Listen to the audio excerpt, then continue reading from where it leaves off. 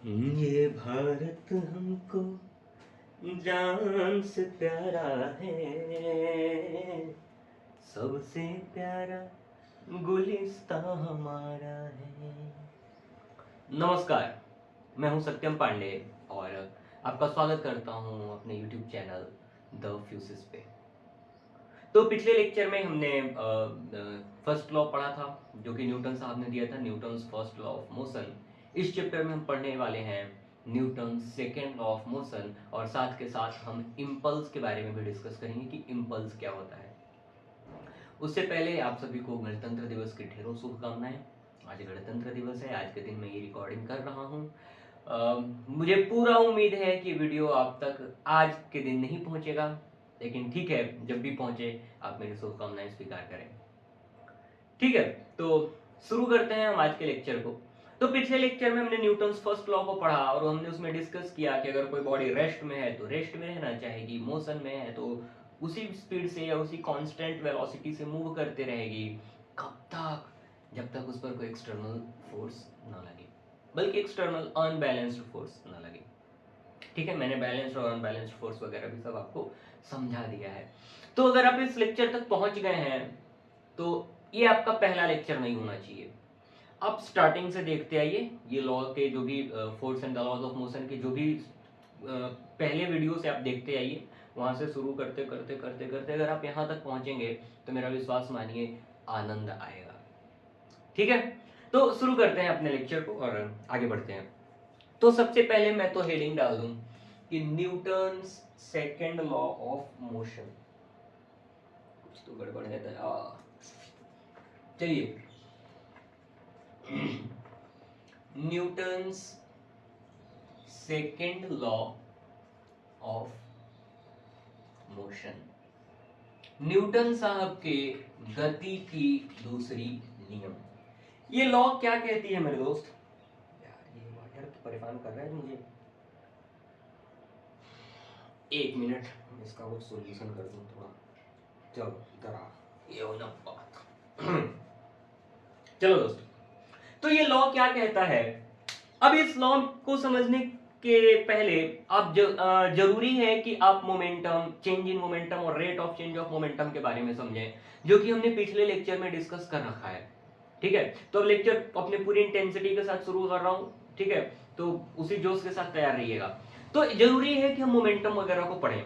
हालांकि जो भी अगर मिस किया है मोमेंटम, मैं एक बार याद दिला दूं कि मोमेंटम क्या होता है। Product of mass and velocity. इसका फिजिकल इंटरप्रिटेशन अगर आप समझना चाहें तो पिछले लेक्चर को देख सकते हैं, जिसमें हमने डिस्कस किया है कि ये जो किसी वॉल पे, मान लो इधर से कोई टकरा रहा है, तो इस वॉल पे इसके टकराने से क्या इंपैक्ट होगा वो कौन बताता है? मोमेंटम। और मोमेंटम किन बातों पे डिपेंड कर रहा है? मास पे डिपेंड करता है और वेलोसिटी पे डिपेंड करता है। अगर मास बढ़ेगा तो मोमेंटम बढ़ेगा, वेलोसिटी बढ़ेगा तो भी मोमेंटम बढ़ेगा। मैं खूबसूरत एग्जांपल के साथ समझाया भी हूं, पिछले लेक्चर में जाके उन सारी चीजों को समझ सकते हैं। तो ये लॉ क्या कहता है?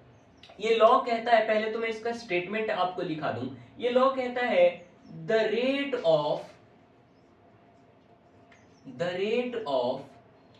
change of momentum, the rate of change of momentum of a body is directly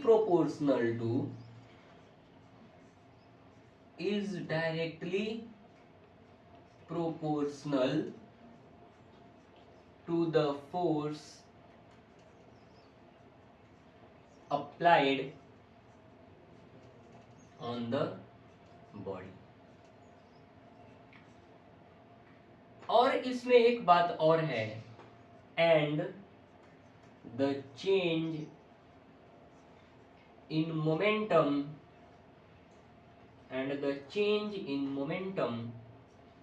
takes place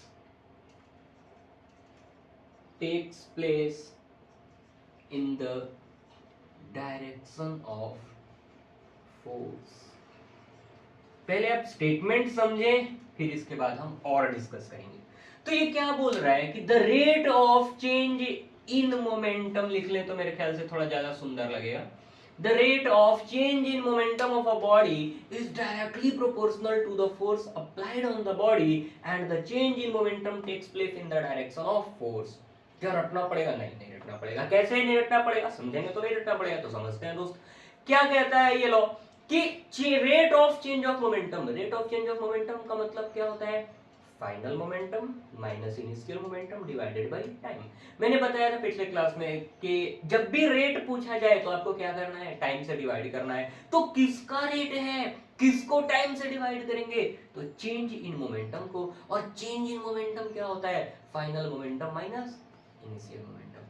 तो ये लॉ क्या कह रहा है कि मोमेंटम का जो चेंज होने का रेट है, मतलब एक सेकंड में कितना मोमेंटम चेंज होगा, ये इस बात पर डिपेंड करता है कि आप कितना फोर्स अप्लाई कर रहे हैं किसी बॉडी पे. क्या आप समझ रहे हैं मेरी बातों को? फिर से, एक सेकंड में किसी बॉडी का मोमेंटम कितना चेंज होगा वो किस बात पर डिपेंड करता है? वो इस बात पर डिपेंड करता है कि आप कितना फोर्स उस बॉडी पर अप्लाई कर रहे हैं. और दूसरा लाइन जो मैं लिखा हूं, क्या लिखा हूं? And the change in momentum takes place in the direction of force. Momentum का चेंज किस डायरेक्शन में होगा? जिस डायरेक्शन में आप फोर्स लगा रहे हैं. क्या मेरी बात समझ आ रही है? जी हाँ. तो जिस डायरेक्शन में आप फोर्स लगा रहे हैं, मोमेंटम भी उसी डायरेक्शन में चेंज होगा. अच्छा, तो क्या ये लॉ इतना सिंपल है? जी हाँ. तो क्या मैं इसको मैथमेटिकली भी लिख सकता हूँ? बिल्कुल लिख सकते हैं, लेकिन एक डायग्राम से मैं समझाना चाहूंगा आपको इस लॉ को. मान लो ये मेरी है लैम्बोर्गिनी चलाई जानी है. तो ये मेरी लैम्बोर्गिनी है मेरे दोस्त. ये टाइम t इक्वल टू 0 पर इसकी इनिशियल वेलोसिटी कुछ u है. ठीक है. अब मैं इस पे एक फोर्स लगा देता हूं, तो ऑब्वियस सी बात है ना मेरे दोस्त, अगर कोई गाड़ी, कोई एक टॉय मान लेते हैं, अगर वो चल रहा है, अगर आप उसको पीछे से धक्का दे दो तो तेज चलने लगेगा? नहीं. हाँ, क्यों नहीं? तो इस पर मैं एक फोर्स लगाता हूं. जो ही मैं फोर्स लगाया, इसकी वेलोसिटी क्या हो जाएगी? चेंज हो जाएगी. तो किसी टाइम t पर इसकी वेलोसिटी कुछ भी हो जाएगी, है कि नहीं? यही तो होगा. अब इसके मैथमेटिकली अगर हम देखें तो ये लॉ क्या कह रहा है कि जो फोर्स है वो डायरेक्टली, ये जो फोर्स मैं लगा रहा हूं एक्सटर्नल फोर्स, ये फोर्स जो है वो डायरेक्टली प्रोपोर्शनल है किसके?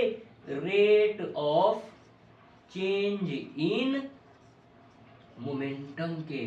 अच्छा, तो ये फोर्स मोमेंटम के चेंज होने के रेट के प्रोपोर्शनल है. हाँ जी. तो अब इस चीज को मैथमेटिकली कैसे लिखते हैं मेरे दोस्त? तो मैं इसको ऐसा लिखूंगा, F proportional to rate of change of momentum. का मतलब क्या होता है? Change in momentum, change in momentum divided by time. कितना सिंपल. अरे भैया बहुत सिंपल है. एकदम तोड़ तोड़ के समझोगे ना तो सारी चीजें समझ आएंगी. अब चेंज इन मोमेंटम क्या होता है? Final momentum minus initial momentum divided by time. अच्छा, तो फाइनल मोमेंटम क्या होता है? बॉडी का मास. मान लेते हैं इस बॉडी का मास m है, तो बॉडी का मास इनटू बॉडी की फाइनल वेलोसिटी, ये वाली mass into final velocity, minus initial momentum क्या होता है? Mass into initial velocity. ये क्या हो जाएगा मेरे दोस्त? m into you divided by time. कितना लग रहा है? t लग रहा है. अब मैं बोल रहा हूं आपसे ना कि ये f जो है इसको लिखते हैं proportional to m into v minus u upon t. क्या ये समझ आ रहा है? जी हाँ. हमने यहाँ से m कॉमन ले लिया, ये v माइनस यू हो गया और हमने टाइम t से डिवाइड कर दिया. तो ये क्या बन जाएगा दोस्त? f proportional to m into v minus u upon t की वैल्यू क्या होती है? अरे बोलो बोलो बोलो, थोड़ा तो बोलो. ये v minus u upon T किसके बराबर होता है दोस्त? एक्सेलरेशन के. अगर आपने इसका जवाब दे दिया है तब तो ठीक ठाक है, अगर नहीं दिया है तो मेरे दोस्त दिक्कत है. पढ़ाई की जरूरत है, पढ़ना पड़ेगा. ठीक है. मोशन चैप्टर पे आपका कंट्रोल नहीं है, उसको पढ़ो, अच्छे से कंट्रोल करो. देखो क्या है ना कि पूरा चैप्टर एक दूसरे से लिंक होता है. अगर आप एक टॉपिक भी फिजिक्स का छोड़ देते हो ना तो आगे उसका यूज आने ही वाला है. और अभी तो हम बेसिक पढ़ रहे हैं ना. अगर हम एबीसीडी में मान लो कि हमें वाई समझ ही नहीं आ रहा है, जी समझ ही नहीं आ रहा है कैसे लिखते हैं, तो हम वर्ड कैसे पढ़ेंगे? है ना. तो इन चीजों को समझना बहुत जरूरी है। ये मैं कैसे लिखा हूं ए, चूंकि हमें पता है कि v minus u upon T किसके बराबर होता है मेरे दोस्त, a के बराबर होता है। ठीक है, अब प्रोपोर्शनैलिटी को हम किस में कन्वर्ट कर लेते हैं, इक्वालिटी में, तो ये क्या बन जाएगा k into m into a. तो force is equal to k into m into a. अब ये k क्या है, k है प्रोपोर्शनैलिटी, प्रोपोर्शनैलिटी कांस्टेंट। के क्या है मेरे दोस्त, प्रोपोर्शनैलिटी कांस्टेंट।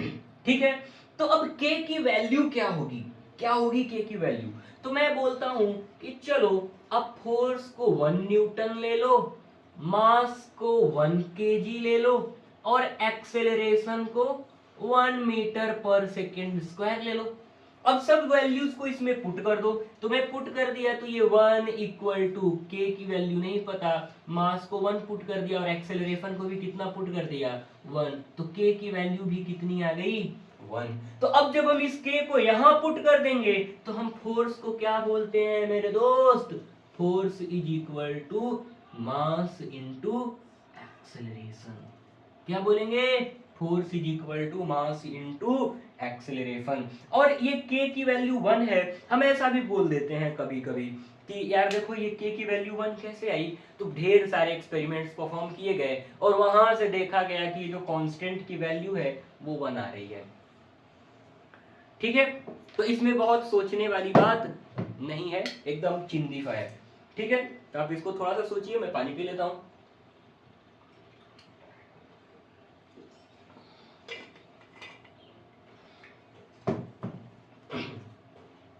तो फोर्स किसके बराबर हो गया दोस्त, मास इनटू एक्सेलरेशन के।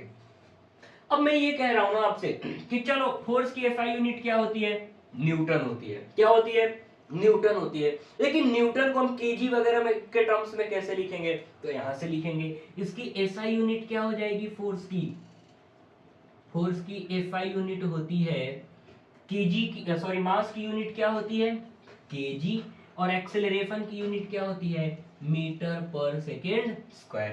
तो एसआई यूनिट क्या होती है फोर्स की, केजी मीटर पर सेकेंड स्क्वायर, और इसी को हम क्या बोल देते हैं, इसी को हम बोल देते हैं न्यूटन और एन से रिप्रेजेंट कर देते हैं। क्या ये आ रहा है कैमरे में, जी हाँ आ तो रहा है मेरे दोस्त। ठीक है, तो इसकी एसआई यूनिट क्या हो जाएगी मेरे दोस्त, न्यूटन हो जाएगी। ठीक है, अब आगे बढ़ते हैं, अब आगे बढ़ते हैं।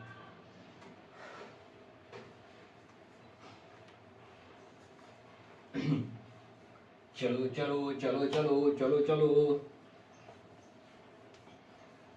ठीक है, तो हमने फोर्स की एसआई यूनिट डिस्कस कर ली है कि एसआई यूनिट क्या होती है फोर्स की, केजी मीटर पर सेकंड स्क्वायर, जो कि न्यूटन है। ये तो आपको बहुत पहले ही पता है कि फोर्स कैसी क्वांटिटी है दोस्त, वेक्टर क्वांटिटी है।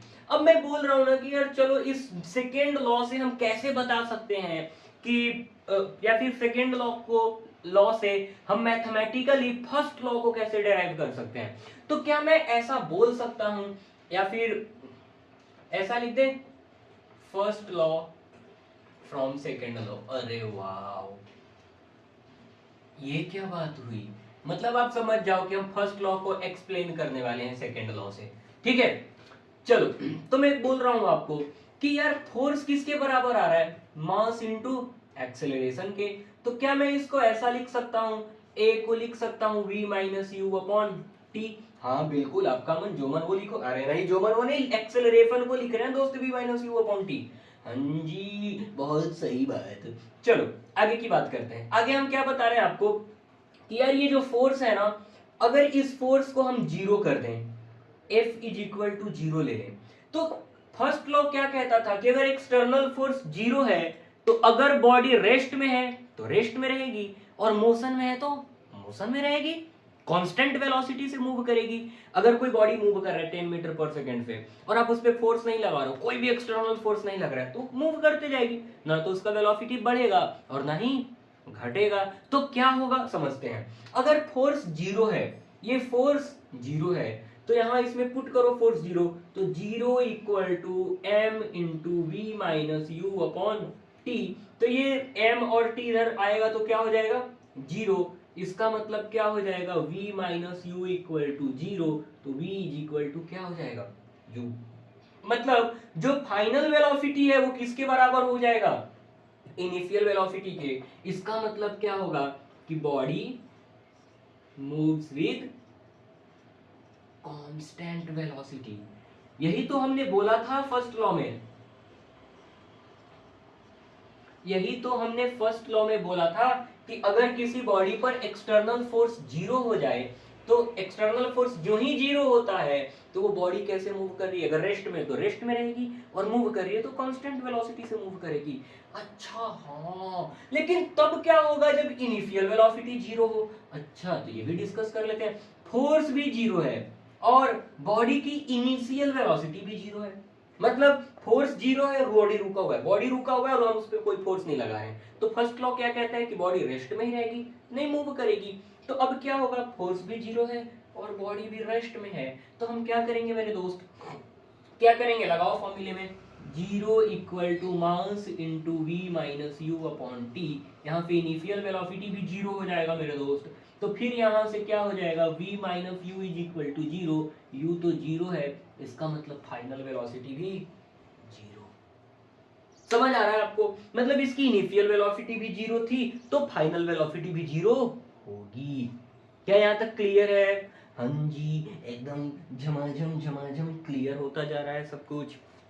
ठीक है, तो न्यूटन सेकेंड लॉ हम यहीं पर समाप्त कर रहे हैं।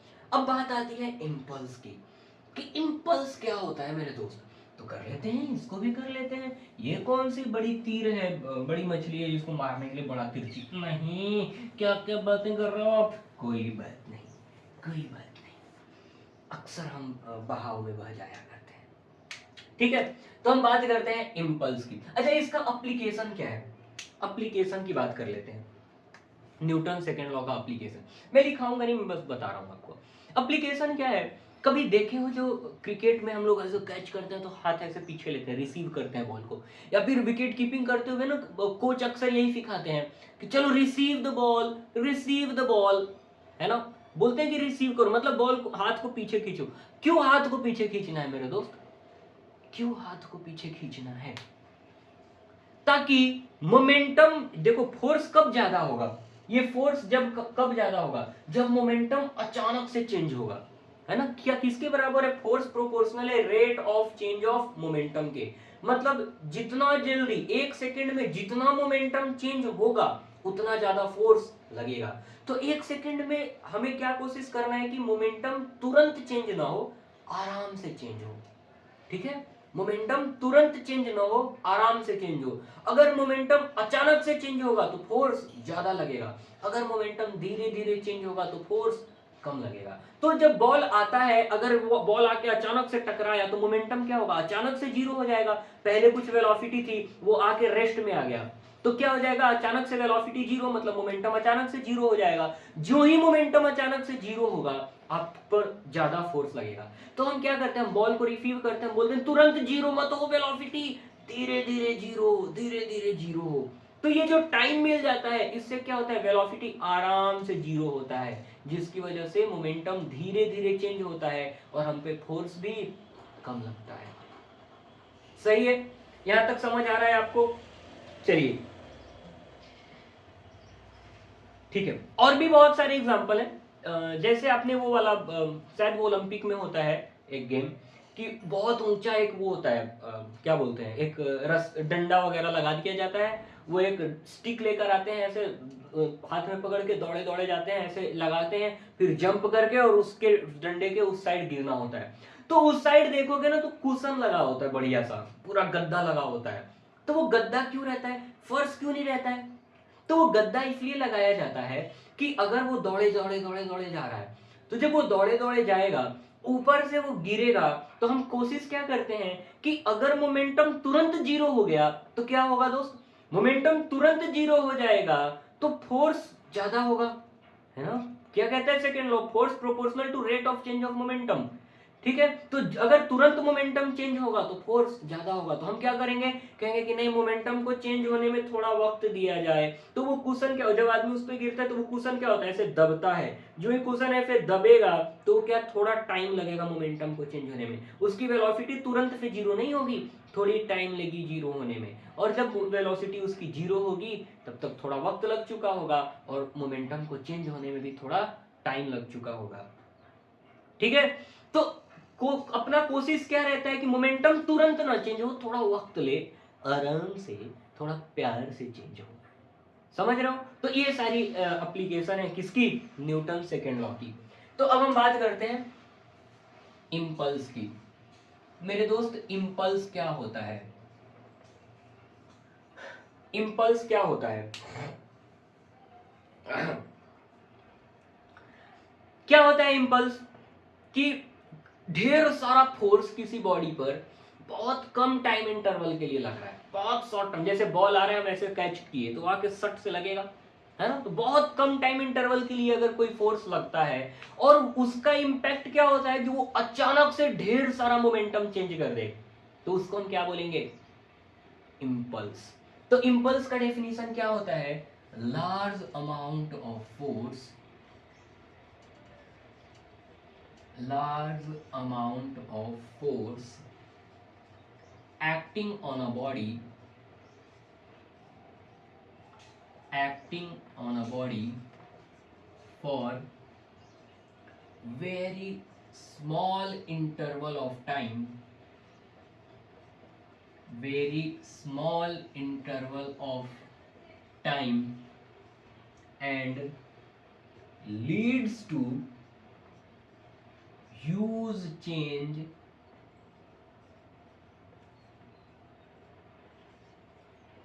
in momentum, huge change in momentum is known as impulse। तो इंपल्स क्या होता है, ढेर सारा फोर्स एक्ट करता है किसी बॉडी पर और बहुत कम टाइम इंटरवल के लिए, तो उसको हम क्या बोलते हैं, इंपल्स। फिर से ध्यान दीजिए, ढेर सारा फोर्स बहुत कम टाइम इंटरवल के लिए अगर कहीं एक्ट कर रहा है तो उसको हम क्या बोलेंगे, इंपल्स। और ये ढेर सारा फोर्स जब बहुत कम टाइम इंटरवल के लिए एक्ट करता है तो उससे होता क्या है, बहुत सारा चेंज होता है, किसमें, मोमेंटम में। मतलब मोमेंटम बहुत ज्यादा चेंज हो जाता है।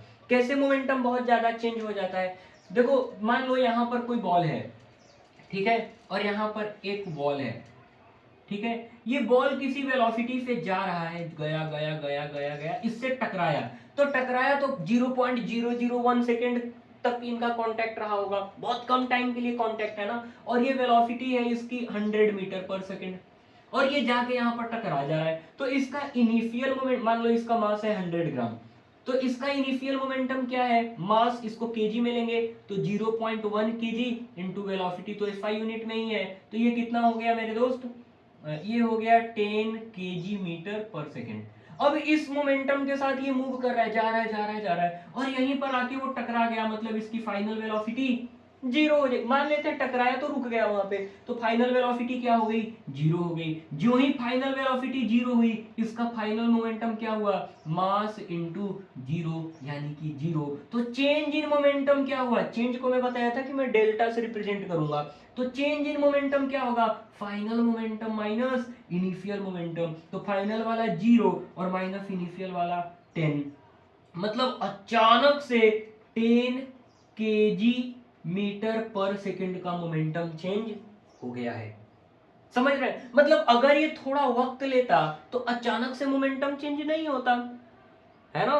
तो अचानक से जो ही मोमेंटम चेंज हो रहा है, जो ही वेलोसिटी जीरो हो रहा है, मोमेंटम भी ढेर सारा चेंज हो रहा है। तो हमारी कोशिश क्या रहेगी कि ये वेलोसिटी, ये जो इंटरवल है, टाइम इंटरवल ना, ये अचानक से जीरो ना हो। अगर ये अचानक से जीरो हो जाएगा तो ढेर सारा फोर्स इस पर वॉल पर लगेगा। अगर यही वॉल धीरे धीरे इधर बढ़ता, ये स्ट्राइक किया और ये बॉल इधर आता इसके टच होने के साथ साथ, तो इस पर अचानक से इसकी वेलोसिटी जीरो नहीं होती, तो मोमेंटम अचानक से जीरो नहीं होता, मोमेंटम धीरे धीरे जीरो होता, तो इस पर फोर्स भी कम लगता। सही है, यहां तक ठीक है।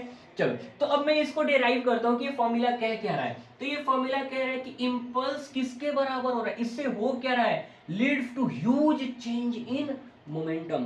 तो इससे हो क्या रहा है दोस्त, इंपल्स होता क्या है, चेंज इन मोमेंटम के बराबर होता है। किसके बराबर होता है, चेंज इन मोमेंटम के बराबर होता है।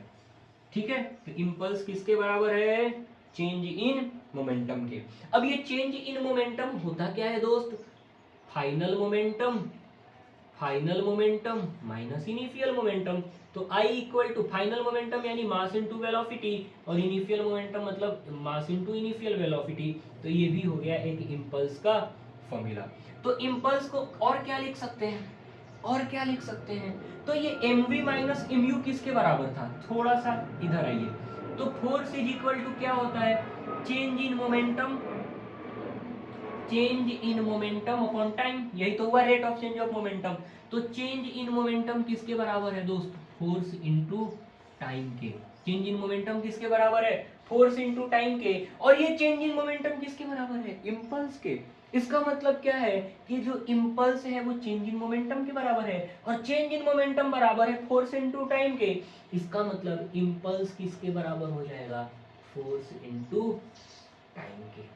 तो इसकी एसआई यूनिट क्या होगी, इसकी एसआई यूनिट क्या होगी, फोर्स का यूनिट न्यूटन और टाइम का यूनिट सेकेंड। तो इसको हम क्या लिखते हैं, न्यूटन सेकेंड। एसआई यूनिट क्या होती है मेरे दोस्त इंपल्स की, न्यूटन इंटू बेसक सेकेंड, है ना। तो यहां तक हमने बात कर ली। अच्छा एक मजेदार चीज क्या बताना चाह रहा हूं कि जो इंपल्स है ना ये फोर्स नहीं है, ये इंपल्स क्या है, फोर्स नहीं है। क्या है ये, चेंज इन मोमेंटम। अगर ये फोर्स होता तो इसकी एसआई यूनिट क्या होती, न्यूटन होती। क्या इसकी एसआई यूनिट न्यूटन है, नहीं, इसकी एसआई यूनिट क्या है, न्यूटन इनटू सेकेंड। इसका मतलब ये फोर्स नहीं है, ये है क्या, चेंज इन मोमेंटम। अच्छा चेंज इन मोमेंटम की यूनिट न्यूटन सेकेंड होती है, हाँ चेंज इन मोमेंटम की यूनिट न्यूटन सेकेंड। अरे लेकिन आपने तो केजी मीटर पर सेकेंड लिखवाया था। तो देखो देखो देखो इधर ध्यान देना, न्यूटन की यूनिट क्या होती है, केजी मीटर पर सेकेंड स्क्वायर इनटू सेकेंड। तो सेकेंड और सेकेंड कैंसिल हो गया, ये भी तो वही है, केजी मीटर पर सेकेंड। बोलो ना, हाँ जी, समझ आ रही है, हाँ जी, बहुत बढ़िया। ठीक है, तो आज के लेक्चर में हमने पूरा न्यूटन सेकेंड लॉ पढ़ लिया है, पूरा इंपल्स पढ़ लिया है। अगले लेक्चर में हम क्या करेंगे, इन पे न्यूमेरिकल्स प्रैक्टिस करेंगे। मेरे दोस्त न्यूमेरिकल से प्लीज मत भागना, क्योंकि फिजिक्स का कोर वही है ना। तो न्यूमेरिकल्स में आप आइए कल अगले लेक्चर में। अगले लेक्चर में खूब मन से ढेर सारे न्यूमेरिकल्स करेंगे, ढेर सारी चीजें सॉल्व करेंगे और इंजॉय करेंगे। तो आपने मुझे सुना, आपका बहुत बहुत आभार, धन्यवाद।